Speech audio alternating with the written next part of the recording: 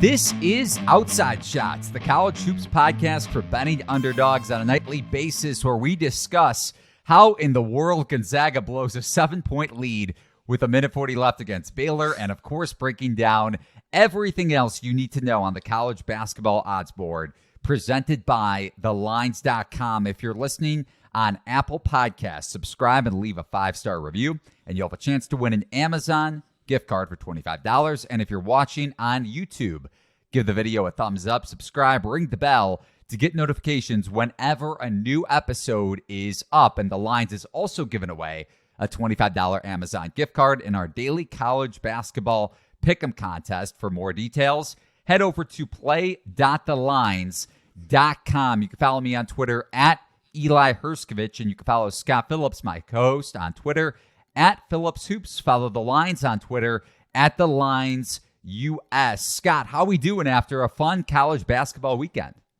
Yeah, it was great to see the ACC Big Ten Challenge. We got to see some conference openers and some shocking results already, including, Northwestern and Chris Collins, your boy, going into East Lansing and getting a win. What is happening here? But that's what you get this season so far. We're going to talk about that a little bit in terms of the futures outlooks for some of these teams, but there really is no clear-cut juggernaut favorite right now. And a lot of these preseason favorites have slipped a little bit since we started episode 1, and we're going to touch on a lot of those numbers and where they might stand going forward. But yeah, the big takeaway for me so far this season is we're not really seeing a clear-cut favorite. This isn't a Baylor-Gonzaga scenario from 2 years ago where they were head and shoulders above the rest of college basketball. And there's a lot of major question marks with a lot of the best teams in the country.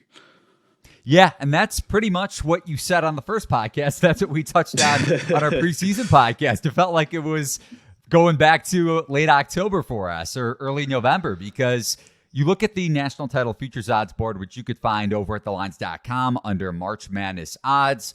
Houston is the odds, or not the odds on favorite, the favorite, at around plus 600, plus 700, as high as plus 750 over at DraftKings. Then Texas, which opened the season around plus 2,500, so 25 to 1-ish, sitting around 10, 12 to 1. Then it's Kentucky, Baylor, Arizona, which was higher on the odds board when you go back to the preseason. Gonzaga, which was one of the favorites to win it all going back to the beginning of the season so far. Purdue is after Gonzaga, so both teams around 20 to 1. UConn also in the mix, along with Virginia. So let's start off with the teams that have sunk a bit, because to your point, that's the most interesting storyline to begin the season. Is you had a North Carolina near the top of the odds board, favorite at some of the books, priced around 9 or 10 to 1 to win it all, and they struggled mightily this last week after losing a couple games in the PK 85 in Thanksgiving week and Thanksgiving weekend. UNC loses to Indiana on the road. They lose to Virginia Tech without Armando Bacot, and they're shooting 29.3% from behind the arc, Scott. Now, you think about that percentage, and that's kind of where I want to start with the Tar Heels, because you would expect that number to regress positively, and you would expect also shot quality, which is one of our sponsors on the show. And if you head over to shotqualitybets.com, it's your home for smarter basketball betting models. The Shot Quality Betting Model makes projections based on expected scores, eliminating variability and increasing predictive accuracy. Ready to win more bets? Head over to shotqualitybets.com today. So that 3-point percentage for North Carolina, just under 30%. Shot quality, so in terms of the quality of looks that North Carolina is getting from behind the arc, they only have that number around 30%. So it's not like North Carolina is missing open looks, which shot quality typically matches the eye test. And we touched on this a lot to begin the season. Without Brady Manick, North Carolina doesn't have a contested shot maker. And without Armando Bacot on the floor, like we saw against Virginia Tech, they don't really have, or they clearly don't have a big when teams hedge on those ball screens to dominate in the pick and roll. So for a team that runs a lot of pick and roll, for a team that runs a lot of isolation sets, it's not going so well. And I don't think it's going to get much better. No, they're relying on guys to finish themselves and to make pro caliber plays. And with Armando Bacot being hurt for these last couple games and them not being 100%, really exposing a lot of weaknesses, Eli. You mentioned that three-point shooting, how bad it's been. To me, the number that's really jarring is they're one of the teams that's last in the country at assists to field goals made. They're just not moving the ball. They're not trusting each other. They're not running offense except for, trying to play some hero ball and going at it themselves. And sometimes you need that sort of thing. We saw Caleb Love have some takeover spots in the 4-OT game against Alabama. Sometimes you need to have your studs just break guys off the dribble and make plays. But, again, we talked about the lack of the depth pieces early in the season and how those guys haven't really developed besides for Seth Trimble and DeMarco Dunn. You're not really seeing a lot. Puff Johnson is, filling a role as well. But, this is a really short bench. They've already experienced an injury issue with Baycott. They're not playing well together when everybody is on the floor. This is a trouble spot for the Tar Heels, particularly when you look at their schedule and the lack of quality opponents that they have going down the line. You start to talk about their long-term outlook and their seeding projection for the NCAA tournament. They're 5-4. Their best non-conference games coming up are against Ohio State and Michigan, both on, neutral-ish settings. You have obviously Virginia and Duke during ACC play, but the rest of the ACC looks very weak outside of Miami. Maybe an NC State gets intriguing in the middle, but they're running out of opportunities for quality wins and to push themselves into a top 4 seeding position. So, if you're looking for a futures outlook, I'm definitely holding and not putting anything on North Carolina at this current time. They could dip more in value, and you could see that happen. But to me, I don't love where their seeding is going to be at in March, given what we've seen so far. The only win that they got at the PK was against Portland. Right. You lose to Iowa State, you lose to Alabama in that 4 overtime game, and then Baycott gets hurt, wasn't effective. Pete Nance, man, watching him try to defend Trace Jackson Davis on Wednesday night was, I don't even know the comparison for a big bad. that it was bad. Yeah. And it was almost as bad as Brady Manick trying to defend David McCormick in the national title game on that second to last possession for UNC. Granted, that's because Baycott got hurt. So now you're putting, again, Pete Nance is a fine player, but you made a great point. Yeah. And I want to, as we keep rolling along here on the odds board, just last thing on UNC, Pete Nance was the guy at Northwestern. He's a fine player, but he's not as much of a consistent threat from three, especially when you consider how many contested threes Maddock made for this team to bail them out on some isolation sets when Caleb Love couldn't break you down off the dribble, when RJ Davis couldn't break the opposition down off the dribble, and he wasn't hitting pull-up shots with under 5 seconds to go on the shot clock. So UNC is around 25, 26 to 1, as high as 26 to 1 to win it all. Needless to say that neither of us are interested in a UNC future, even though they're a little bit higher up on the odds board, or much higher up on the odds board than they were to begin the college basketball season. Let's head over to Gonzaga, Scott. They opened the season at plus 900. After the loss to Baylor, they're as high as 20 to 1 on DraftKings and FanDuel. What stands out to you most about the Zags? To me, again, we've talked about the guard play a lot, so I'm going to skip past that. We know that there's a lot of shakiness with Nolan Hickman at sophomore there, and they haven't had their bench produce as much as they had hoped. But to me, it's similar to North Carolina from a futures outlook in that they've already lost 3 matchups, and they're losing opportunities to gain quality wins against good competition. This isn't a year where it looks like their conference is going to have anybody outside of St. Mary's be an NCAA tournament at-large team, so that automatically reduces your number of quality games. There is a neutral game against Alabama that will be a showcase opportunity on December 17th. But again, if you're looking at Gonzaga and you want them to be a top 4 seed, as we've seen consistently over the last decade with 5 number 1 seeds and multiple number 2 seeds, those opportunities are starting to dry up very quickly, particularly if other teams surge above Gonzaga, as we've seen it with some of these teams and projections for futures in this November slate. But, to me, again, there's a lot of issues at play here. They're losing out on opportunities to win quality matchups. And when they don't have those quality matchups and they're like a 7 through 11 seed, obviously a very dangerous 7 through 11 seed, but that's not the type of futures number that you want to play. You don't want to play that type of seed at this type of numbers. So for me, this is a stay away opportunity. Again, there's a lot of question marks on the perimeter. I don't think Drew Timme has a lot of help protecting the rim. And, this team has some things that they need to fix immediately if they're going to run away with the WCC as they have in the past. No doubt. And 2 points that I want to hit on that you mentioned. First off, with the schedule and how that translates to the futures market. And it's similar to North Carolina in a couple senses, because at least before I get to defense here, with the schedule, if Gonzaga is, let's say, they end up a 4 or a 5 seed. That 20-1, if you bet a 20-1 future, you're asking said team at any point in the season to be a 1 or a 2 seed. So there's zero value in a 20-1 ticket for a 5 or a 6 seed, 4 seed, even, no matter how dangerous they are in the tournament. Yeah. That number is not valuable. So I'm with you from that standpoint. And then you mentioned defense and obviously guard play, which we've touched on a lot on these podcasts. Nolan Hickman playing poorly, didn't hit a jump shot against Baylor, and that was a big reason why they blew a 7-point lead, as I started off the podcast with a minute 40 left to Baylor. But if you look at synergy and shot quality, while they're still top 20, top 10 even on KenPom and adjusted defensive efficiency, Gonzaga's bottom 75 across a ton of college basketball defensive metrics, especially when you look at rim protection and dribble penetration defensively. We hit on it a lot.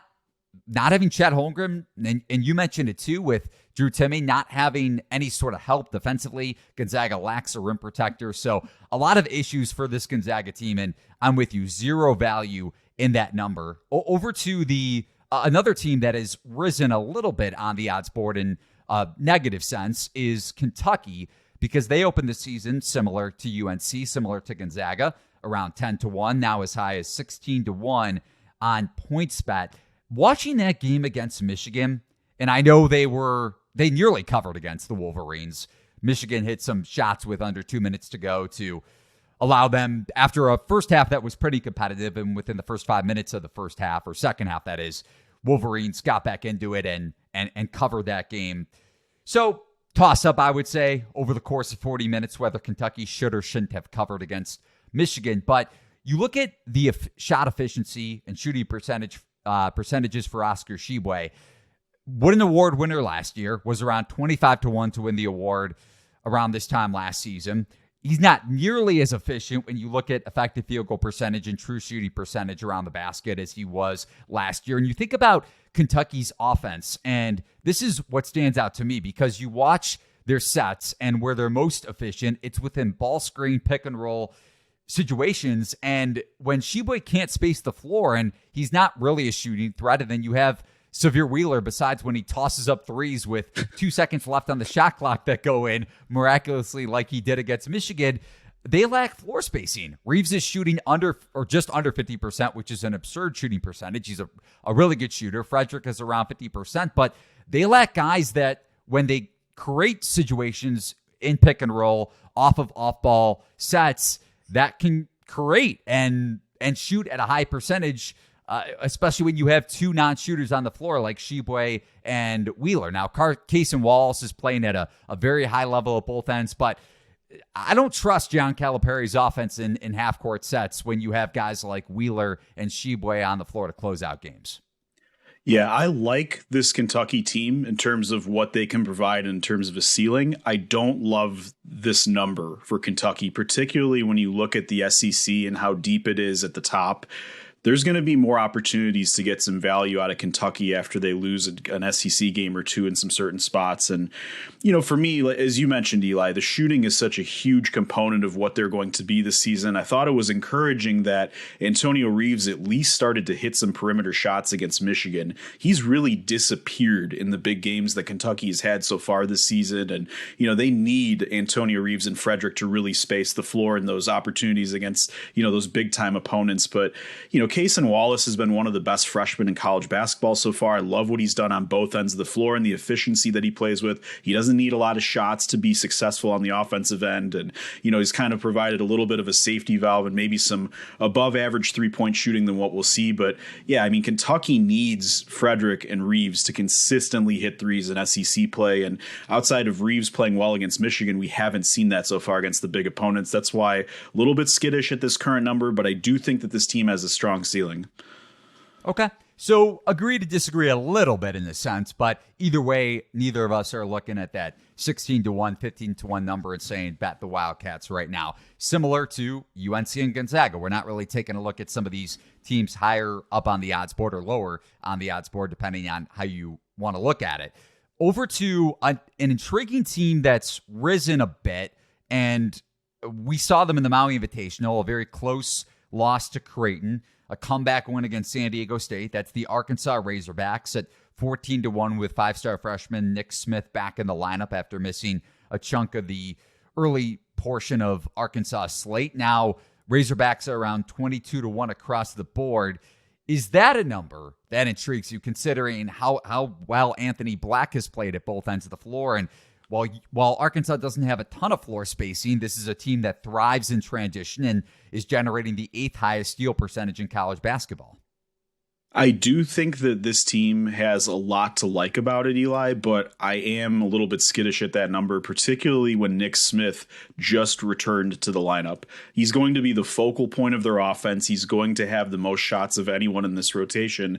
And it's a huge thing when you have a true freshman come into a lineup that's already winning, that's already performed at a high level, and then all of a sudden ask other guys to kind of take a step back and watch this freshman shine. And, I think there's a lot of capable pieces on this team. You look at some of these lineups that they can throw out with the talented freshmen like Anthony Black and, the X factor in Jordan Walsh. Ricky Council's been outstanding, Trayvon Brazil. But, from, 5-man lineup perspective, that's as talented as any group in college basketball. But to me, how does this rotation fit together with Nick Smith now that he's joined the equation? Are there going to be guys that are unhappy and maybe pouting about their minutes like a Debo Davis? To me, there's a lot of question marks here. I am high on this team, but not at that number. Again, I think with the SEC and how brutal it can be with teams like Tennessee and Auburn in the secondary mix, along with Kentucky, you're just looking at some opportunities for some losses or for a lull where maybe that number spikes a little bit and you start to play them at that point. Yeah, I don't love the number either, but I do really like this team talent-wise, and I'm a little higher on them than I was to begin the season. Like you mentioned, when they could play 5 out with Brazil at the 5. Now, if Devo Davis is going to start complaining about minutes, maybe he should look at his three-point percentage, because he's shooting around 15% from 3. We saw it in Maui, how many open looks he got. So maybe that guy should start to make some shots if he wants to play more than 20 minutes with Nick Smith back on the floor. But like you said, with Council too, shooting around 30%, and he was really explosive in Maui and a really good defender as well. Yeah, there's just a lot of guys that do the little things on this team. That's what I really like about them. For all the 5-star talent and all the impact transfers and things, they seem to kind of play their role and get along with how they've gotten so far. But again, Nick Smith is about to be shooting 15 to 20 shots a game. And when you take that many shots away from other guys, then you start to see how those sorts of things play out. And that's really what I want to see when adversity starts to hit and who they turn to in those spots. Yeah, when you look at their schedule, the Oklahoma game on Saturday, I'm not touching. I know there weren't a ton of returning pieces from that team that lost to the Sooners last season, but a little bit of a revenge spot going back to last year between Arkansas and Oklahoma, and they play on Saturday. We're not going to hit on that game when we look at some games for later in the week, but just a note there with the Hogs losing by double digits last year to the Sooners. Not really a game I'm interested in touching, and not really much of a challenge left on this non-conference schedule, like you said, Scott, before we get into SEC play for the Razorbacks. One last team that's jumped up on the odds board again, when you look at teams that have seen their odds increase in a negative fashion, Duke opened the season at 16-1, now as high as 22-1 on Caesars. Blue Devils, probably when you look at the top of the odds board, if I was to bet one team that's kind of underachieved and has seen that number balloon just a little bit, I really like the outlook of this Duke team, especially when you think about Whitehead not really, or still kind of recovering from his, October injury, Derek Lively not looking super spry offensively. But when those guys start to acclimate to the college level, and when Whitehead can really start to dominate in isolation, which you would expect to come, similar to the point you made with Arkansas, yes, Nick Smith is going to be shooting around 15 shots a game, but that's still an elite explosive player for the Hogs once he starts to evolve offensively at the collegiate level. So when Duke gets that type of offensive presence in Whitehead, assuming it does happen. Now, Proctor needs to space the floor. Duke's shooting is a bit of a question mark, shooting around, I want to pull up the exact number here, 30% from 3, which is bottom 90 in college basketball. So floor spacing is a little bit of a question mark for this team, but you have a veteran point guard in Jeremy Roach. Ryan Young has made some veteran plays down the stretch, especially when you go back to that Ohio State game last week, some big offensive rebounds to create second chance shots. Jacob Granderson has when I touch on 3-point shooting, has given them another look from three. Filipowski, the probably the name I should have mentioned first, arguably one of the best all-around players in college basketball to begin the season. When you think about fouls drawn per 40 minutes, steal percentage, block percentage, defensive rebounding, and the ability to create an isolation. So I really like the upside of this Duke team. The question is, do they have enough floor spacing to get it done when it comes to March? But among these teams that we've seen their odds shoot up a little bit, I'm pretty intrigued by Duke. Yeah, me too, Eli. You touched on it quite a bit. I mean, Dariq Whitehead and Derek Lively getting healthy and seeing what they're finally capable of showing as consensus top 5 prospects is really where we need to see with this Duke team. And, Lively's starting to look a little bit like himself. They're at least initiating some lobs for him in pick and roll settings, and he's starting to look a little bit more explosive off the floor than he was early in the season. But, again, Filipowski has shown himself to be kind of a go-to guy. He's not afraid of the moment. He'll do a lot of different things like bang inside, but he'll just as easily take you outside and face up and make plays there as well. And Jeremy Roach is going to be that veteran initiator. And like you said, Tyrese Proctor has been very intriguing over these last couple weeks. He looked a little bit deer in headlights to start the year. I think the shooting is going to improve over time as those numbers maybe a little bit lower than how his shooting prowess could look, as we saw in the second half of the Champions Classic game. But again, you look at a 2-guard lineup where you have 2 handlers like Proctor and Roach. You have Whitehead and Lively getting more healthy. There's some veterans on the bench that you touched on that are doing well. And to me, this ACC is very weak, as we mentioned with the North Carolina bid. And, for Virginia and Duke to kind of take hold of that conference, it wouldn't surprise me one bit. And, that's an opportunity for them to kind of run through a lot of wins and maybe build a solid resume where you do see them as like a 3 or a 4 seed, hopefully up to that 1 to 2 line, depending on how they really do against teams like Virginia in the elite sense. But yeah, I like this number for Duke right now, and I don't think it's going to get much better. I think that really this is a team that's going to improve from here. They don't have a lot of tests coming up. This Iowa matchup this week is interesting. We'll touch on that in a little bit, but again, they have kind of an easy schedule here to open ACC play with a lot of the weaker teams like Florida State and Boston College coming up in the early part of January, and they don't really get tested from the elite sense until they face North Carolina in February. So there's time to acclimate and get Whitehead and Lively involved, and I think that this team has a lot of upside. So among these teams that we've hit on so far, it seems like Duke is the consensus one that if there was one to invest in, I don't think either of us are going to do it, but if there was one team to take a shot at in terms of the odds increasing over the first month of the college basketball season, Duke would be it.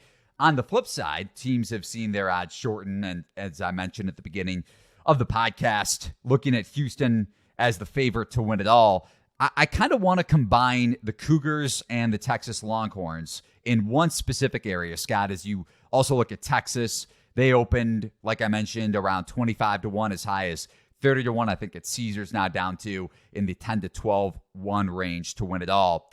2 of the best defenses in college basketball. They both pressure the ball and initiate a ton of turnovers, a ton of takeaways, even though Texas only, I think, turned Creighton over 8 times. Their ball pressure was a big factor in Creighton's poor 3-point shooting last week.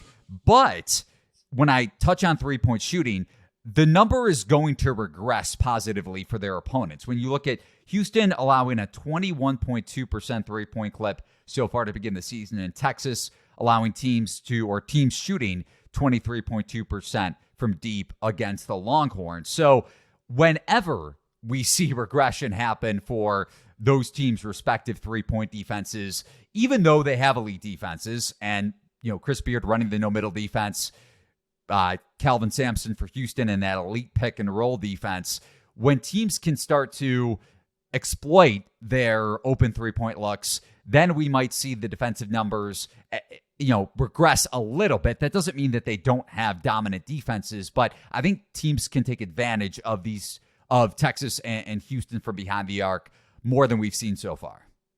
And by extension, you can also take advantage of both of those teams, Eli, because they don't make three-pointers at as consistent of a clip as they could. Texas in particular. I mean, Texas's cold three-point shooting has kept a couple opponents, notably Creighton, in games that they could have easily run away with had they just knocked down a couple shots. Houston, there's a little bit of question marks. They're a little bit better, hovering near the 35% from three-point range, but again, not the best type of look, and they've struggled in some games offensively against, teams like Kent State and St. Mary's now. So, if you're struggling offensively against an elite opponent who happens to hit some three-pointers, that's when things start to get dicey for those types of teams. Yeah, and you go back to that Kent State, if you go back to the Kent State Houston game, Sincere Carey went, or not just 1 of 11 from 3, but 2 of 22 from the field. And he missed some open looks in that game, one of the more underrated mid-major scorers in college basketball. So that's a game where if Kent State's three-point shooting sees a little bit of regression, especially with one of the better on-ball scorers in the country, then they probably win that game outright. So a Houston team that is a little bit limited offensively, to your point, especially at the pace that they play at, and similar, or Texas has sped it up more offensively, but they don't have consistent three-point shooting yet. A Longhorns team that I like, and we've seen Tyrese Hunter see some positive variance with his perimeter offense, but across the board, Marcus Carr's contested shot making is there. Serge Jabari Rice could shoot it, but Dylan Mitchell is not a three-point shooter. Dessou is not a consistent three-point threat, and neither is Timmy Allen. So just something to watch for both of us there with Houston and Texas, even though we both have Longhorns futures to win it all. Now on to Purdue, and starting off with Zach Edey, Scott, who opened the season at around 35 to 40 to 1 to win the Wooden Award. He is now the favorite to win that respective futures market at 4 to 1. What sticks out to you with the Boilermakers are, sitting at around 18 to 1 after opening the season in the 60 to 1 range? Is Purdue legitimate to you? The story is obviously Zach Edey. I mean, like you said, the odds rise from 35-40 to now 4 to 1 says it all. But to me, the freshman guards continue to be the key for why Purdue is an 8-0 team as opposed to having a dominant center and losing a game or two. Fletcher Lawyer's been outstanding. Braden Smith has played way above the level that many expected him to play coming out of high school. And there's just a lot of really quality role players on this team who understand how to play around quality big men. Whether they played before with Travion Williams or whether they're playing with Edey in practice, they just know what it takes to space around them to get their big guys touches.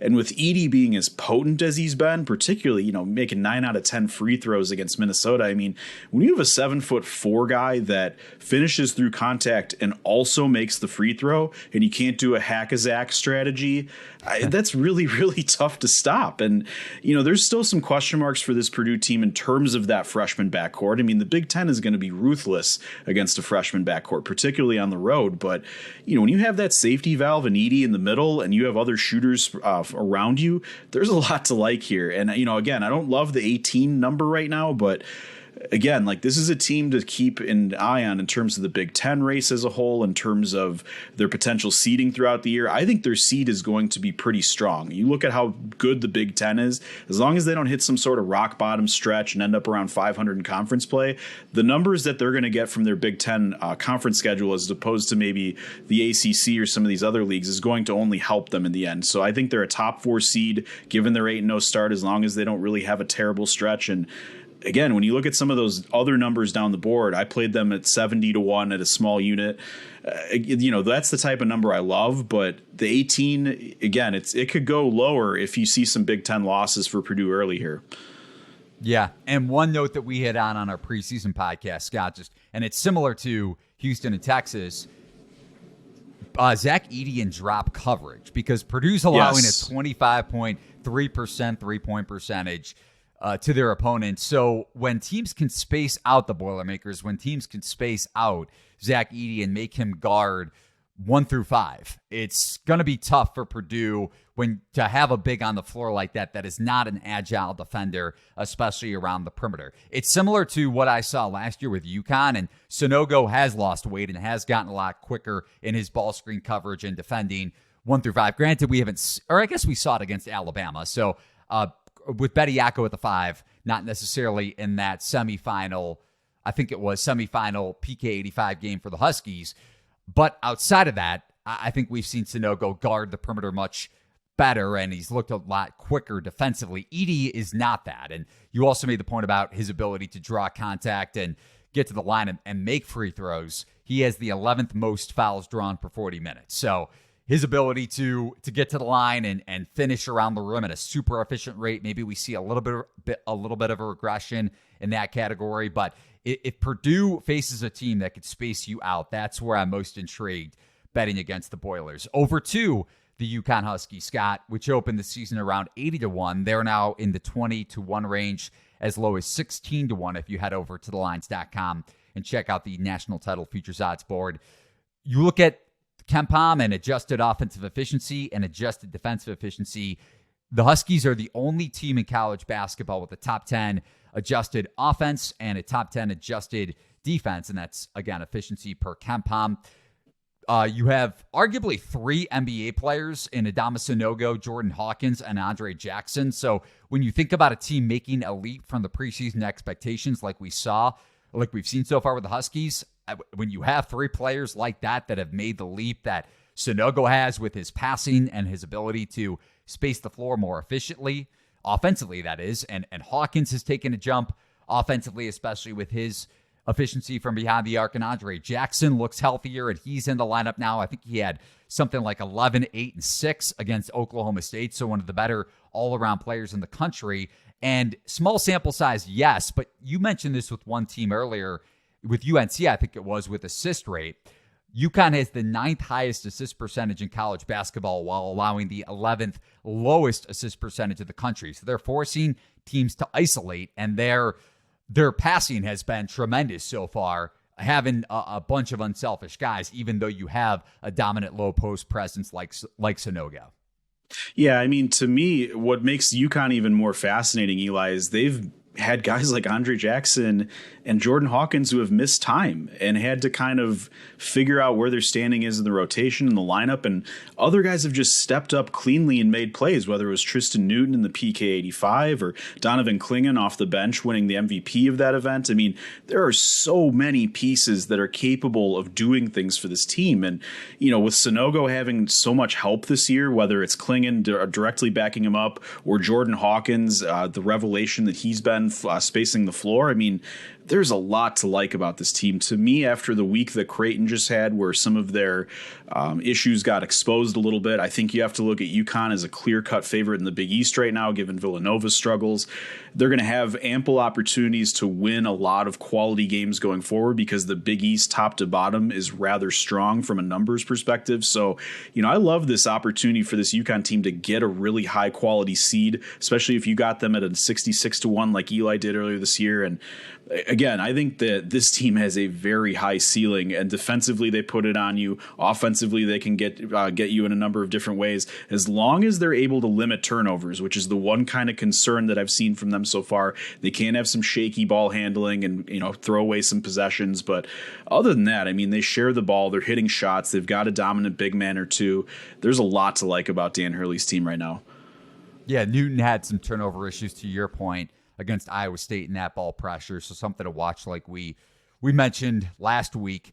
And to your point about Creighton, let's just head over to the Big East in general with the Blue Jays. They opened the season around 25-1, now in the 20-1 range pretty much at every sports book, maybe 122-1 out there. So I asked you this last week, and I'll ask you again.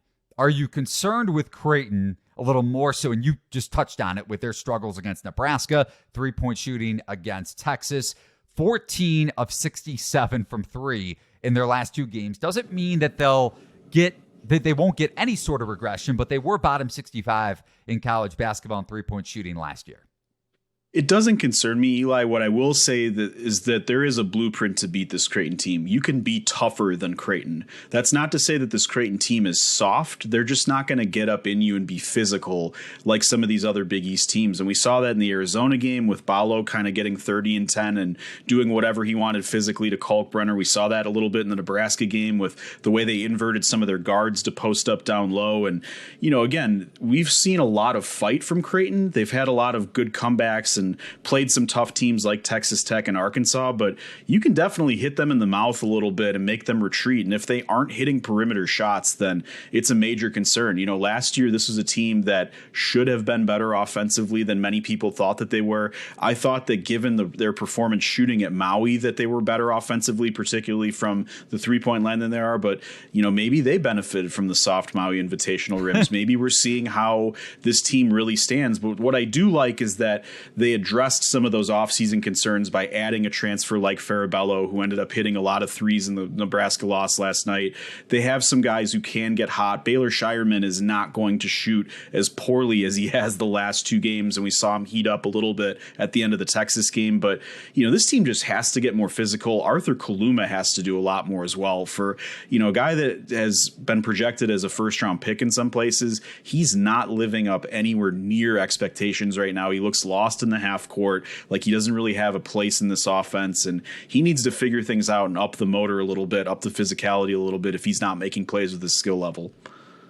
Yeah, and I was actually going to bring up the Maui rims as a joke, but you know, we hit on it in our Feast Week podcast.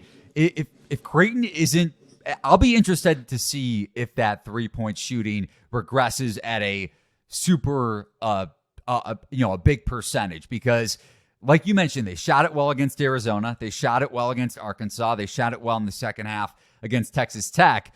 If you're not getting the benefit of soft rims, maybe the 3-point shooting isn't the number that we saw last season, but it might not be, it's not going to be nearly the number that we saw in Maui either. So over to a couple other teams, just to wrap up our futures conversation, Scott. Looking at Virginia, they opened the season around 40-1, now sitting around 20-1 at most sports books. They came back against Florida State, but the one note for me in that game was Reese Beekman was not nearly as explosive as he was throughout much of the first portion of the season, or first portion of non-conference, I guess, if you want to go that far. How explosive he was against Illinois down the stretch. He has an ankle injury, so something to watch for UVA, especially when they face Houston in a couple of weeks at home after getting blown out by the Cougars last season. Now, you think about a typical Tony Bennett defense and how efficient they have to play offensively when they have an elite defense, just because, even when they have an elite defense, I should say, because of how methodical they play and how, you know, few possessions they have when they are playing at that slow pace. But it's not the typical, prototypical elite Tony Bennett defense that we're used to seeing when you think about a top 5, top 10 adjusted defensive efficiency, sitting at number 20 in KenPom. So still a pretty good defense and improved from last season, but not the elite defense that you think about when you consider Tony Bennett's best defensive teams. No, definitely not, Eli. They're not going to suffocate you like a Houston. They're not going to take the ball away from you at a high rate like a Texas. But the thing that I do like about this Virginia team is when they are principled in their pace and they're playing slow and they're making teams play to them, that offense is way more explosive than we've seen in the past. And we saw that in particular in the Michigan game. They're trailing by 11 at halftime. They make up that ground by the first 4-minute clip of the second half. And that's just something we haven't seen from a lot of Virginia teams in the past, that ability to hang, 15 points in a 4-minute stretch. And, a little bit of 3-point regression from that hot start to the season, that is something to monitor. I think, like you said, Eli, in part because Beekman is not quite as explosive right now, dealing with a little bit of injury. But I love what I've seen from this team in terms of the resilience, in terms of getting the shots that they want and playing at the pace that they like to play at. And as long as Beekman is healthy, he gives you that clear out explosiveness that, again, Virginia hasn't necessarily had in some of their past teams. And the offensive upside coupled with a still steady defense is what makes me like them for long term. Yeah, and Ben Vanderplas having a guy that could space you out at the 4, considering they were playing Jaden Gardner pretty much, more minutes at the 4 spot last season, and he's not a 3-point shooter, hasn't taken a 3 this season, so you're lacking a guy at the 5 that you can rely on scoring wise, because you're pretty much banking on Shedrick or Cafaro, pretty much Shedrick down low and on second chance shots. And then if you have Gardner at the 4, you're not spacing the floor at those front court positions. So you need a guy like Vanderplas to do just that. And he's shooting over 40% from 3 this year. Granted, it's not going to be that consistent, but 35-40%, I think, is a reasonable expectation for him. And to have that floor spacing is big when you think about that national title team that had DeAndre Hunter at the 4 that won it against Texas Tech in the 2018-2019 season.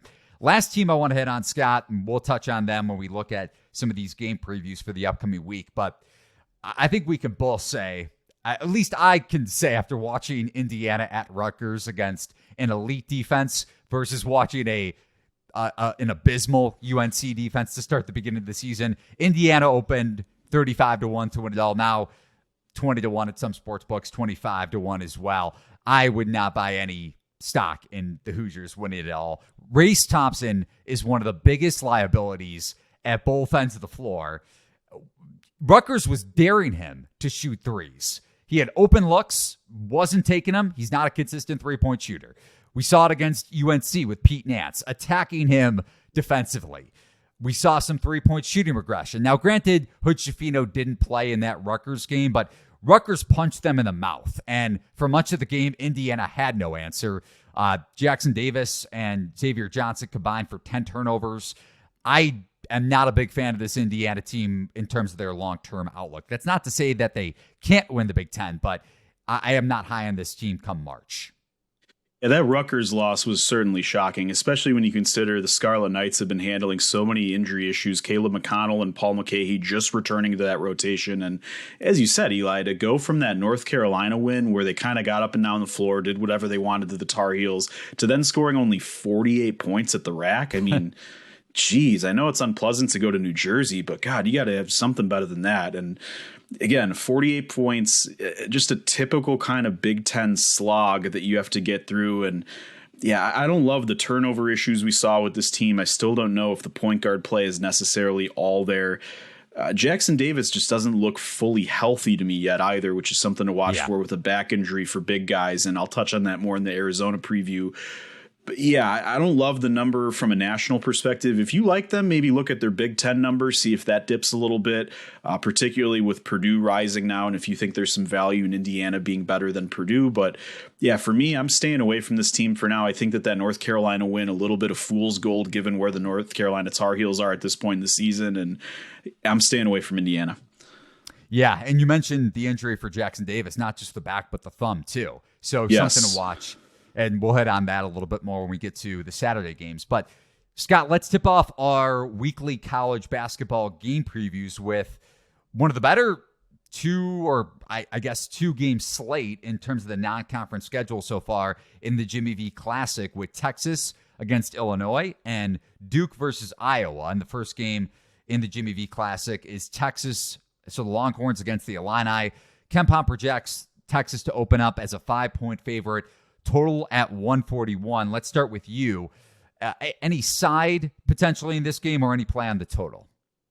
I like Texas here, if only because I think that Illinois' turnover issues could really, really rear its ugly head here, especially with freshman guards. For as talented as Sky Clark is off the dribble, and for as good as, they've gotten Jaden Epps in terms of his minutes, and he's had a great turnover rate.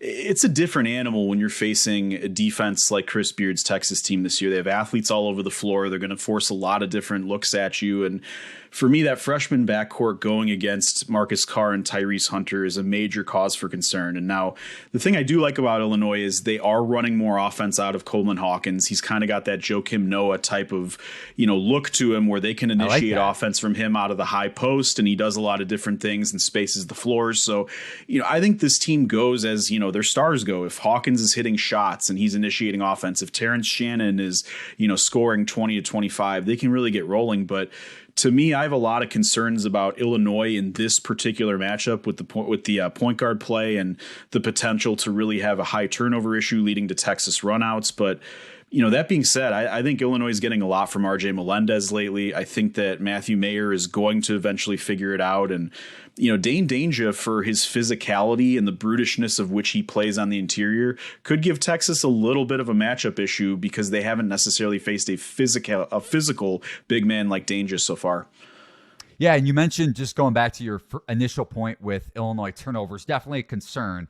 Bottom 110 in turnover percentage across college basketball, and Texas with the 11th highest takeaway rate percentage in Division One. So not a good matchup for Illinois with their turnover issues. But you mentioned this with Coleman Hawkins and their ability to space out this no-middle defense. That's, again, allowing a 23% three-point percentage, which is going to see regression at some point. If Illinois can hit shots, if Coleman Hawkins can space the floor, if Matthew Meyer can give them, if Brad Underwood is going to play him more than 15 minutes, and if Meyer can give them any sort of floor spacing, I do think Illinois has a shot to cover the 5, and I think I'm going to end up on the Illini, Scott, if this number is around 4.5, 5, just based on natural three-point shooting regression happening to Texas's defense. And total 141 with a up-tempo pace from both teams. Maybe you look at the over if you do get that regression from Illinois. But then again, if Texas isn't hitting outside shots, and I don't know if we're going to see the regression that we might see from Illinois against Texas's defense, because there aren't a ton of three-point shooters on this Texas team, especially at the 4 and the 5 spot. So might be on opposite sides there, depending on where this number opens at, Scott. But over to the second leg of the Jimmy V Classic, Duke a 1-point favorite against Iowa, projected on KenPom, total of 147. Similar to Texas, Duke allowing a 26.7% three-point shooting clip from the opposition. Chris Murray, outside of him, and he's shooting over 40%.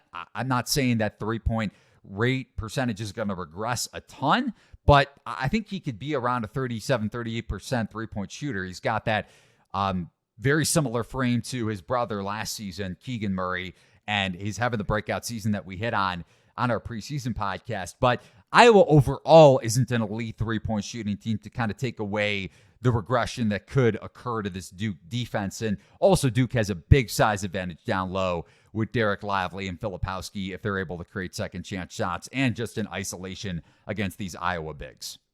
Yeah, to me, that offensive rebounding rate stands out to me. Duke is second in the country at 41% of their misses, and they're going to have that major size advantage on the interior here. That's not to say Iowa doesn't have capable bigs, but if Lively is getting healthy and Filipowski is a 7-footer alongside him, you have a 6'8" guy like Mitchell on the wing and Whitehead at guard that can help get rebounds as well. If they're missing shots like they have been, which I think their three-point shooting will improve, they're still able to clean it up, and Iowa's not necessarily keeping teams off of the offensive glass on the other end of things. I worry about Chris Murray. He's been great in some games. He's been average in one or two as well. Great performance against Georgia Tech. But when you're facing NBA caliber wings, are we going to still see another 30 and 20 performance? I don't necessarily think so. So for me, I like Duke in a close one here. I think Iowa can hit some shots and make this one interesting, but I think they are able to limit Chris Murray in terms of their athleticism and their length. I don't love Iowa's guard play here and their inability to really consistently space the floor. And to me, I think Duke gets healthier and they get more intriguing. And as long as, Lively is starting to catch lobs and showing himself to be a threat, which he has, then Iowa's going to have a tough time stopping them on the interior. Yeah, and we saw it against TCU. And it's not to say, TCU is a top 30 defense under Jamie Dixon. It's not to say Duke is an elite defense, but when you face length and when you face a physical defense like we saw with the Horned Frogs, who were without one of their bigs in that game when TCU beat Iowa by double digits on Thanksgiving weekend. So Iowa's not fared well against physical teams, and Duke, while they haven't necessarily reached their ceiling at both ends of the floor, they have, like you said, a lot of length up front in the front court with Lively and Filipowski. One last note on that Texas Illinois game is it is a Terrence Shannon Jr. revenge game. Scott, I know you're not a big fan of Terrence Shannon Jr. in big games, but against his former coach and Chris Beard, maybe something to watch for in terms of potentially suffering a little bit of a head injury at the tail end of that Maryland game. I think he'll still play, but just something to monitor in terms of his status. I think Shannon goes off against that no-middle defense, especially if Illinois is able to get up and down in transition. I'm not as bullish on Shannon in big games as you are. I think he's had a tendency to disappear against great opponents over the years. So, again, he's been a Wooden Award top 10 candidate all year. So he's proven me wrong in some regards, but I still want to see it in every single big game, not just some big games. Over to one last game on Tuesday. Maryland, a 1-point favorite projected on KenPom, total of 127 at Wisconsin. This one, when I initially looked at the schedule, I glanced at Wisconsin. I thought I might end up on the Badgers here, but after Wisconsin won at Marquette over the weekend, I don't think we're going to get a ton of value at home with the Badgers. Maryland allowing a 26% three-point clip, so maybe similar to Texas, similar to Duke. Maybe you get some three-point shooting regression against a red-hot Wisconsin three-point shooting team. But the question is, how long do Esigian and Hepburn and Klesmit, the Wofford transfer, how long do those guys shoot at these absurd three-point shooting rates? Esigian is shooting 50% from three. Hepburn, 47.5% from deep. Klesmit, 40% from three. And again, when you think about this Maryland offense that has taken a major leap under Kevin Willard, granted, Tyler Wall against Donta Scott is a good defensive matchup for Wisconsin, I think. And overall, Maryland's post defense, I think, can match up against Crowell and Wall down low. So maybe it negates both teams' strength up front. It's just a matter of if Wisconsin shoots at that sort of efficiency. I'm not willing to bet on it, but you got to give a home court edge to the Badgers as well. I don't love the number on this either way, Eli. I think Maryland has too many question marks facing an elite defensive front court that Wisconsin can bring and slowing down Scott. To me, I'm eyeing the under potentially here. It's 127, I think, for KenPom. You're looking at two teams that can really defend, that can really get up in you and be physical. It's an early conference matchup. Shooting regression, as you mentioned, with Wisconsin is bound to happen with some of these guys like Chucky Hepburn. This could be an ugly game. That's all I'm going to say. And I'm not going to take a side here in terms of a spread, but I might be taking the under here. No, it's an intriguing look, especially if Wisconsin can control the pace. Over to Wednesday's slate, UConn a 6-point favorite against Florida, total of 148. One injury note to watch for is Kyle Lofton, who has missed the last couple games with a back injury. If Lofton doesn't play and you only have one reliable ball handler against a UConn team that is turning the opposition over at a top 40 rate across Division I. We saw that issue pop up against West Virginia in the final game of Florida's Thanksgiving tournament slate. The question is how low does this number get? Because the market hasn't respected UConn in their last few games, going back to Alabama when they were a 1.5, 2-point dog. Iowa State when they opened as a 6.5-point favorite, bet down to 5.5. And then Oklahoma State in that game where they, granted, the Pokes covered the opening number, but UConn opened as high as 10.5, and that was bet down to -8.5, I believe, by tips. So I'm kind of intrigued by Florida as a 2-possession dog, and we'll get to some of these mismatches on both sides of the court in a second. But I'm also curious to by the time this spread hits legal sports books, how low this number is. KenPom projects at UConn -6, total of 148. Yeah, if UConn is able to get that number to 5 or under 2 possessions, then I look at UConn here because I think they can slow down Colin Castleton with the too big look that they can throw at him. Florida's 3-point defense has not been particularly good this year. It's why they lost to Florida Atlantic in that upset. It's why they've had some issues in some other matchups as well. And UConn, with their ability to space the floor. Yes, exactly. UConn, with their ability to space around Sanogo and Jordan Hawkins getting healthy and looking the part, that could be a dangerous look for this Florida defense as well. I like UConn here again, just because their ability to slow down Castleton first and foremost. But Florida's 3-point shooting has not been great this year, and that's something that UConn could really exploit on the offensive end. No doubt. And you mentioned defense for Florida. That's especially exposable in transition, like we saw against West Virginia, like we saw against Xavier. So if UConn is turning the Gators over, let's say Lofton doesn't play, or even if he does, and they're able to push the floor, or even get stops, like you said, against Castleton in the low post with two very sound defensive bigs in Sanogo and Klingon off the bench. But if Florida's able to, on the flip side, speed up UConn's defense and get them out of the half court where they're a top 10, arguably a top 5 team defensively in the half court, and you're able to get Richard, the Belmont transfer, and Bonham some clean looks from VMI from behind the arc, then maybe Florida can cover this, if it's around 2 possessions. But we'll see where that number is at. On to Saturday's card, because there weren't a lot of intriguing games when I was looking at the Thursday and Friday slate, Scott.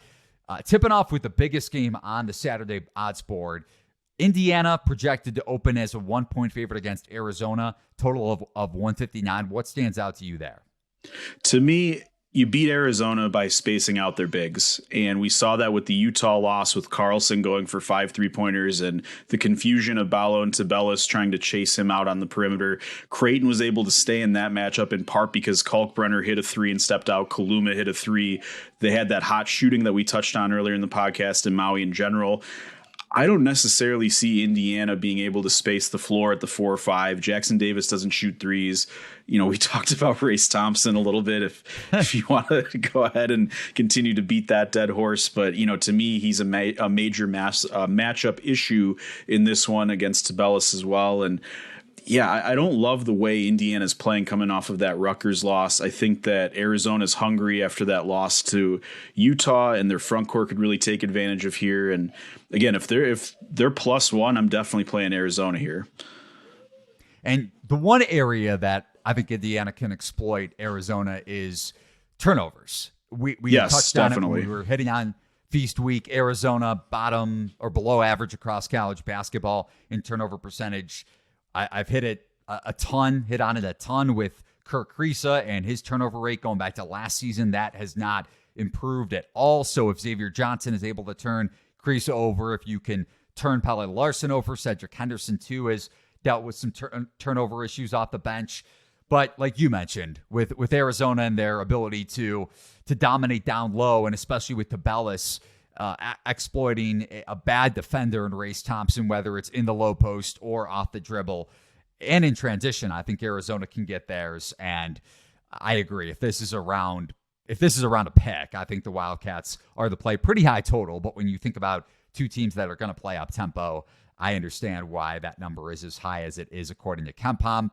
Looking at another few games on the Saturday odds board, Houston projected to be a 7-point favorite against Alabama at home, total of 131. If you go back to last year's game, Alabama just barely edged Houston at home. Questionable goaltend or non-goaltending call at the end on a last-second shot by Fabian White, which allowed Alabama to eke past the Cougars. But this line is a little bit higher after last year's line was Alabama -3, -3.5. The Cougars are projected to be, again, a 7-point favorite. Any sort of play or lean here for you, Scott? For me, it's all about the turnover issues for Alabama. We've touched on this before in terms of their ceiling and what we're going to see out of guys like Mark Spears in terms of limiting turnovers. But I like Houston's ability to get out and pressure. What does scare me here is I think that Brandon Miller can shoot over the top a little bit. There's not a lot of size on this Houston matchup. We're going to get a fun, NBA draft matchup with Jarris Walker and Brandon Miller here, 2 potential lottery picks. But for me, I think Houston forces a lot of turnovers here. They're bulldogs on that end of the floor. They're getting more offensive production from Juwan Roberts now down low to kind of supplement some of the off shooting nights. And, for me, I think that the turnovers really is the key here. Yeah. And just to contextualize that, Houston forcing the 18th highest turnover rate across college basketball.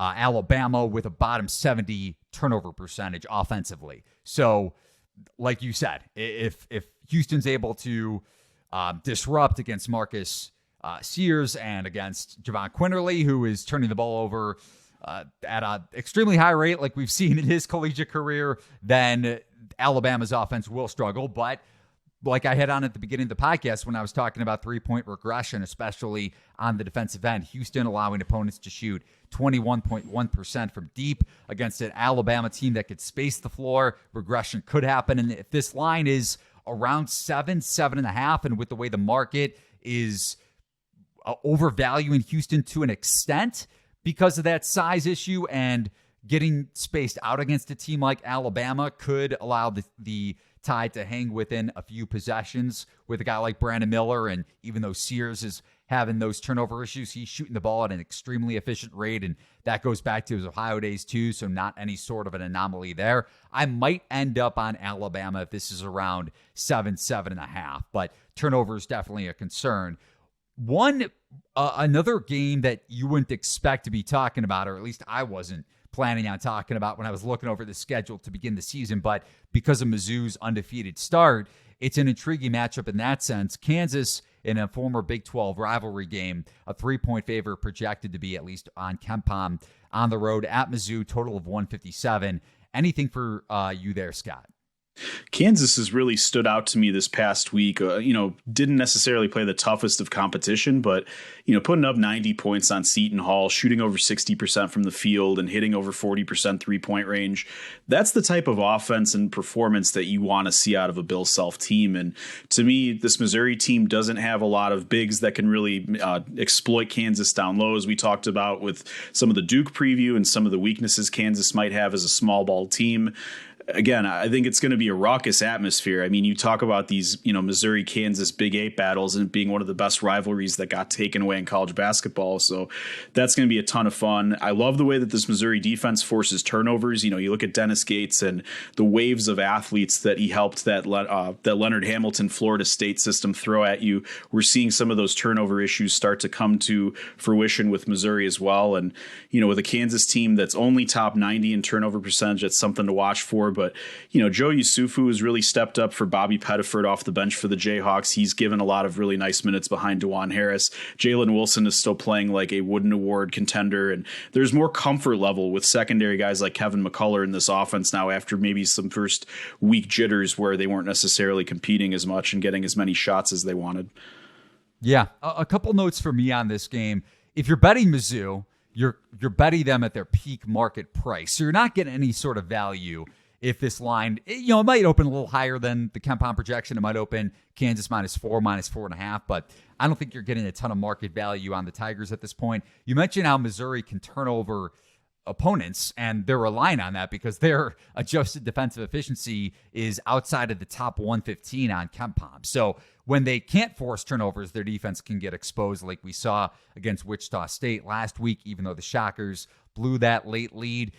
Kansas, though, with turnovers, if DeJuan Harris is in foul trouble, we saw it against Wisconsin, that they can, and against Tennessee for that matter, in the battle for Atlantis, they can have their fair share of turnover issues. So good point by you. That is something to watch for. But yeah, I'm not sold on this Missouri team. I don't think you're going to get any sort of value in the number. You mentioned Jalen Wilson, Grady Dick. I think Kansas can space out Missouri and exploit their ball screen, especially pick and roll defense, which is what Bill Self is known for.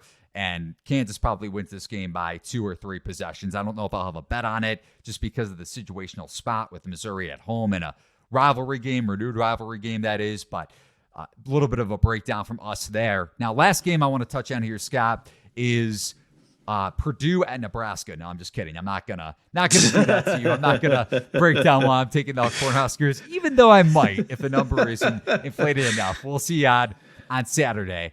You talked me out of Florida State, which I was very upset about after the Seminoles comfortably covered against Purdue last week. So I blame you for that.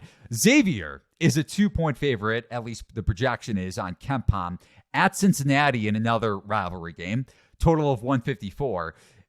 The one area that stands out to me, I know Xavier's offense has operated ultra efficiently so far to begin the season, but Xavier is shooting. We haven't hit on this a ton with teams that might regress with their 3-point shooting offensively. Xavier's shooting 43% from 3. Now, they don't rely on 3-pointers to an extreme rate, so it's not like their numbers are ballooned in terms of attempts, and the number automatically has to go down.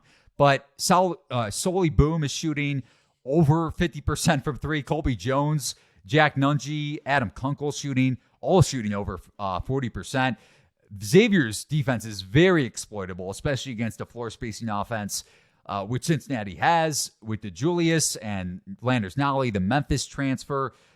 Davenport can space the floor and space out Zach Fremantle, who we've touched on is not a good defender. So, and you go back to last season, Cincinnati lost this game, the rivalry game against Xavier, by 20 points. So definitely motivation for the Bearcats. I think Cincinnati gets the job done at home, and I'll probably take the 2.5 in this spot. I'm not a fan of the Cincinnati team, Eli. I really like that DeJulius and Landers Nolly can get hot. We saw what happens when those two shot makers get rolling in the first half against Arizona of the Maui Invitational. But by extension, I think that you can really beat this team on the interior, and that's where Xavier can really take advantage here.